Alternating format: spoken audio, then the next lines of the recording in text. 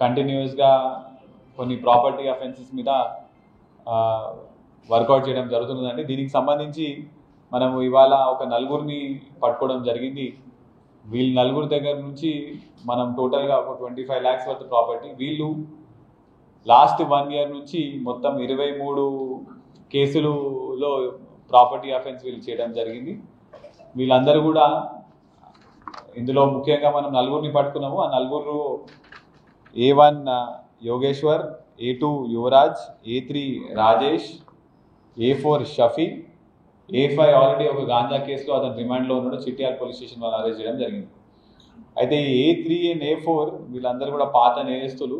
మన హైదరాబాద్ ఒకరు వెస్ట్ గోదావరికి సంబంధించిన వాళ్ళు, ఇంకొకరు హైదరాబాద్కి సంబంధించిన వాళ్ళు. వీళ్ళ మీద పాత కేసులు ఉన్నాయి.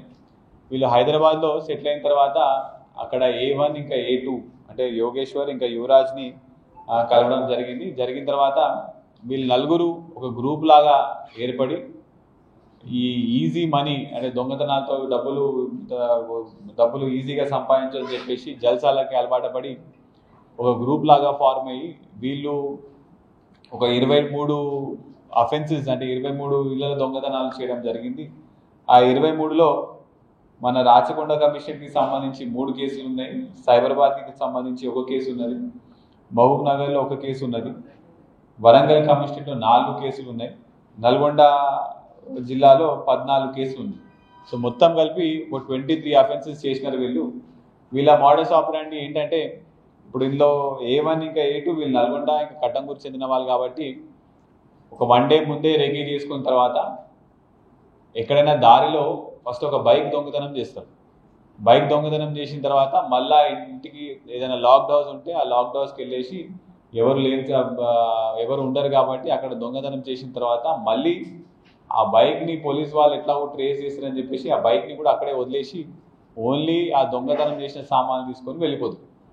అందుకనే ఇన్ని రోజుల నుంచి అంటే పోలీస్కి తప్పుదారి పట్టే విధంగా వాళ్ళు బైక్ని వదిలేయడం వల్ల వాళ్ళు ఇన్ని అఫెన్సెస్ చేయడం జరిగింది. ఇప్పుడు వీళ్ళ దగ్గర నుంచి మొత్తం ఈ 23 కేసెస్లో మనము ఒక 20 తులాల బంగారం, 1 kg 800 వెండి, ఒక వెండి చెంబు పల్లెము, ఒక మోటార్ సైకిల్, 2 ల్యాప్టాప్లు, స్పీకర్స్, ఇంకా వీళ్ళ ఫోన్స్ 4 ఫోన్స్ అవన్నీ కూడా మనం సీజ్ చేయడం జరిగింది.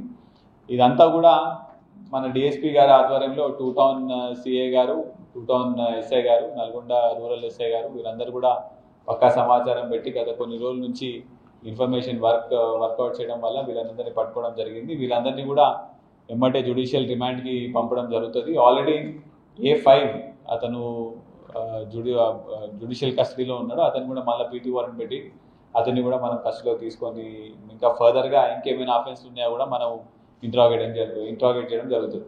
So the entire operation spearheaded by DSP గారు అండ్ 2 టౌన్స్ CI గారు. My many congratulations to the entire team. Thank you. తెలుగులో న్యూస్ కి ఫాస్టెస్ట్ యాప్ ఇప్పుడు టోటలీ న్యూ అవతార్లో జస్ట్ 5 seconds లో కంప్లీట్ న్యూస్, సోషల్ మీడియాలో ట్రెండ్స్ కి one stop solution, live TV app, voice search option తో ఇప్పుడే డౌన్లోడ్ చేయండి లేదా అప్డేట్ అయిపోండి.